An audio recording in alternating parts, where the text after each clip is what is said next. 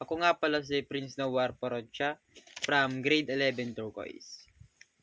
Ang aking natutunan noong convocation noong September 25 ay ang pagmamahal ng ating Panginoon ay very demure at very mindful. Sabi dito, you are created in God image. Nilikha tayo, ginawa tayong parang kawangis niya na nagpapakita ng kanyang kabutihan, pagmamahal at kagandahan.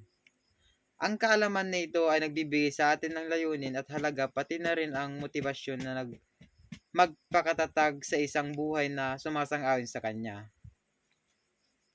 Created for a purpose. Tayo nilikha para sa layunin, alamin at tuparin ito para sa tunay na kasiyahan at tagumpay.